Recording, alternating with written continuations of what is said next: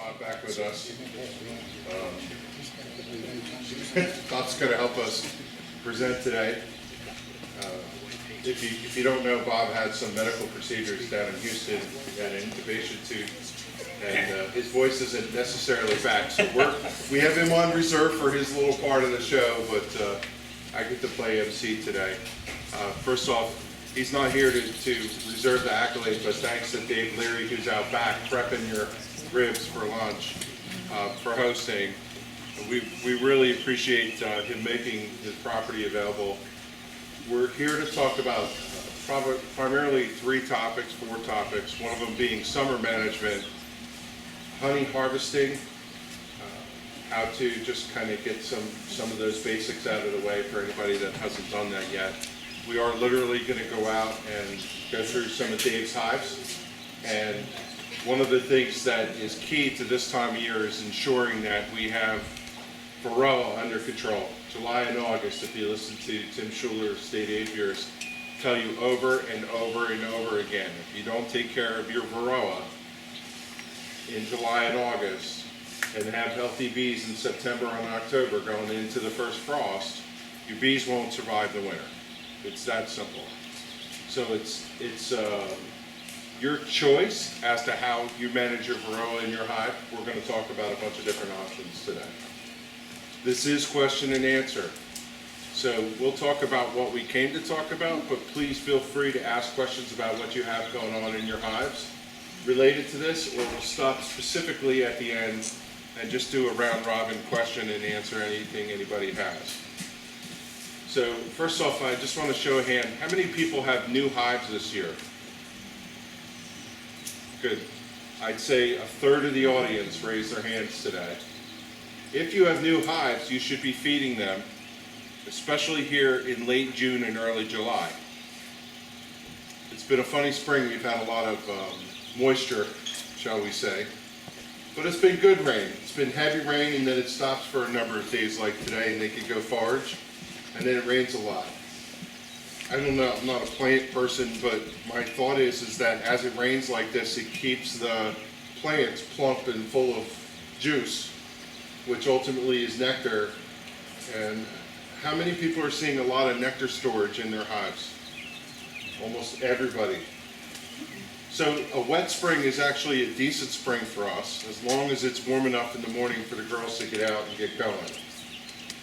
That's about to come to an end.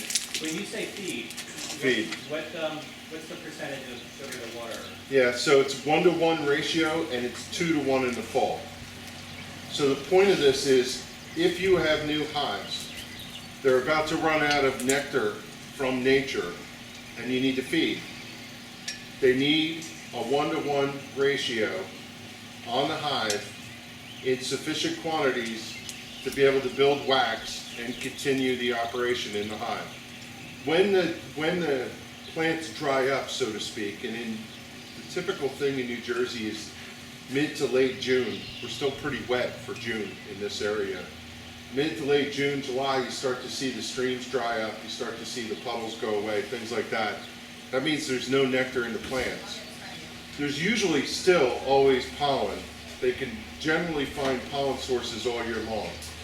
So you need to feed them 1-to-1 ratio so that they can have the carbohydrates they need to operate the hive. Wait a second. Come on down. Come on down, it's okay. Oh, you have an announcement, or? No, I'm waiting. I'm making sure she doesn't fall. No. Okay. Take your time.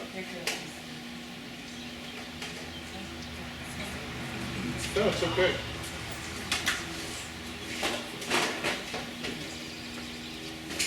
So you want to be prepped to feed your bees when the nectar source goes out, but they should be able to find pollen. What I'm getting at is I don't think you need to put pollen patties on your hives. That's your choice, though. Everybody does it differently. I don't think it's necessary. In the fall, if you happen to have some problems, you could put pollen patties on, but the general consensus in New Jersey is you don't need pollen patties. There's almost always an abundance of pollen available to them. So 1-to-1 ratio on your hives, sufficient quantity. What's a sufficient quantity? This is not a sufficient quantity.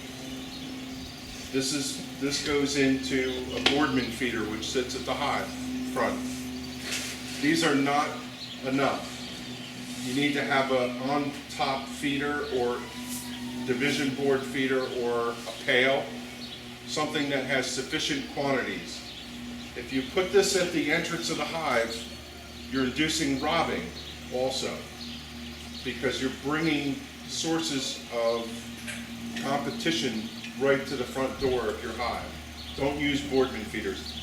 This is one part of it. If you've ever seen a Boardman feeder, it has a flat little square that you set this in and the bees walk in underneath and they get the drips from the holes.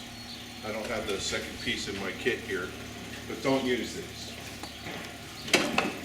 So 1-to-1 ratio. The other thing that we strongly encourage you, if you've been watching our website or coming to our meetings, put water out for your bees.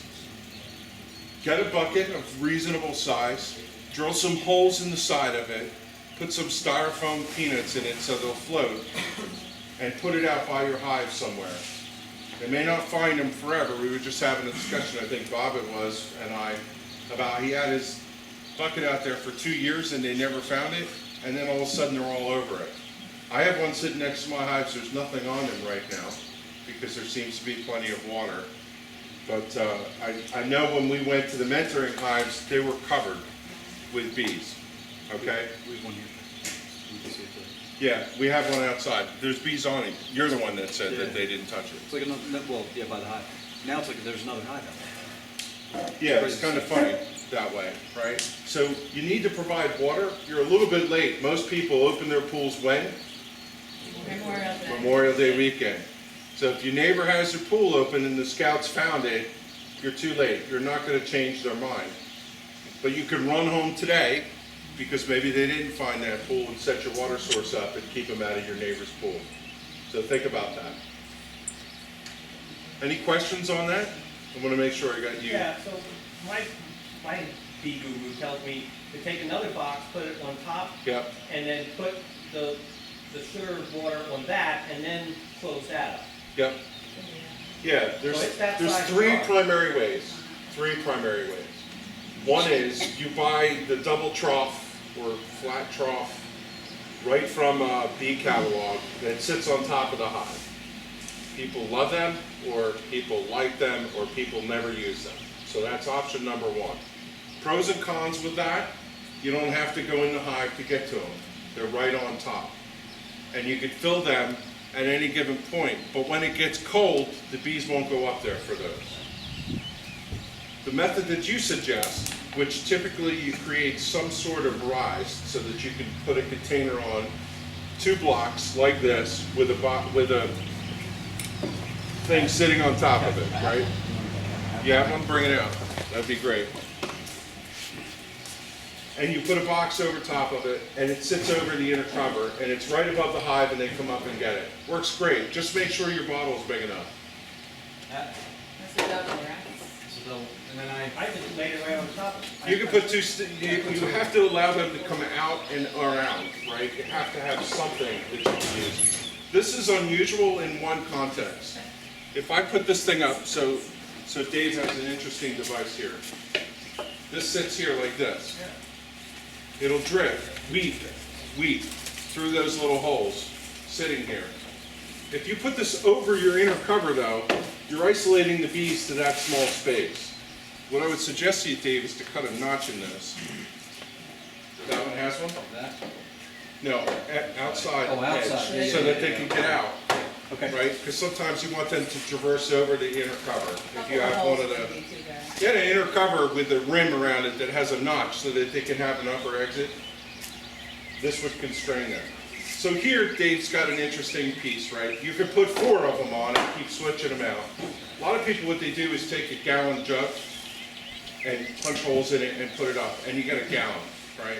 Because they'll burn through one of Oh, these yeah. in an hour, and then you've really not done anything for them. You really need to feed them if you're gonna do that, okay? I just So- like, I just like doing that sometimes, just Yeah. so I don't have to go into the hive. Yeah, You know what I mean? I just pull the cover off, put another one on, because I have like 10 of those, yeah, you have your inner cover, Yeah. you set this on top, and then another box. and then you put another box over it, and you put these in here.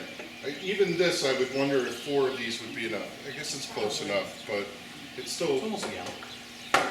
a lot of people use at least a gallon to feed.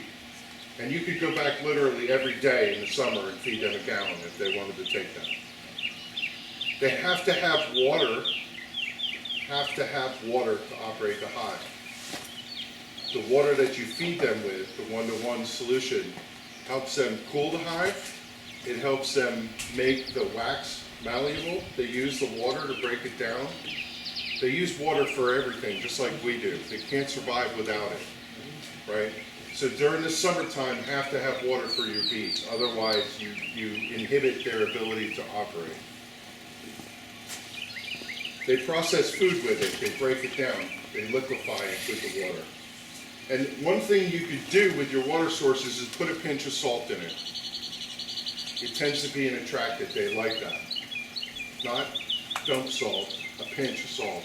You know, reasonable. Make it not ocean seawater, salt water. The other thing that we talked about in the past, and I'll remind you, is this is the time of year where people put their hummingbird feeders out and they get overtaken by bees. You can do a couple things. Bees are attracted to red. You can paint those things yellow. The hummingbirds will still find them. You could change the water solution to 1-to-4, where it's weak enough that the bees don't care for it, but the hummingbirds will still go for it. Okay? When bees find a source, they're gonna go there. If you have a hummingbird that's overtaken by bees, a feeder, move it. The bees are acclimated to that literal spot. And if you move it 10 feet that way, the bees won't find it, but the hummingbirds will. So pools, waters, hummingbird feeders, all these things, just be observational and take your time to figure out what you have going on.